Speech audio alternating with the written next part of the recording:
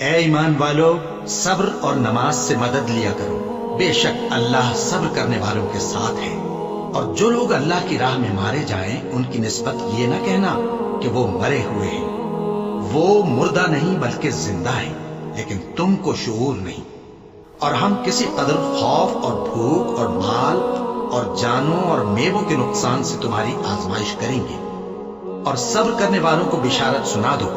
کہ ان لوگوں پر جب کوئی مصیبت واقع ہوتی ہے تو کہتے ہیں کہ ہم اللہ ہی کا مال ہیں اور اسی کی طرف لوٹ کر جانے والے ہیں۔ یہی لوگ ہیں جن پر ان کے پروردگار کی عنایتیں ہیں اور خصوصی رحمت بھی ہے، اور یہی سیدھے رستے پر ہیں۔ بے شک کوہ صفا اور مروہ اللہ کی نشانیوں میں سے ہیں، تو جو شخص خانہ کعبہ کا حج یا عمرہ کرے اس پر کچھ گناہ نہیں کہ دونوں کے درمیان چکر لگائے، بلکہ یہ ایک نیک کام ہے، اور جو کوئی نیک کام کرے تو اللہ قدردان ہے، دانا ہے۔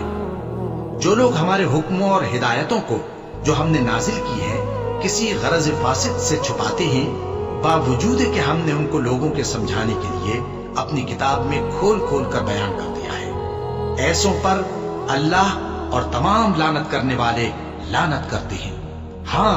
جو توبہ کرتے ہیں اور اپنی حالت درست کر لیتے ہیں اور احکام الہی کو صاف صاف بیان کر دیتے ہیں تو میں ان کے قصور معاف کر دیتا ہوں، اور میں بڑا معاف کرنے والا،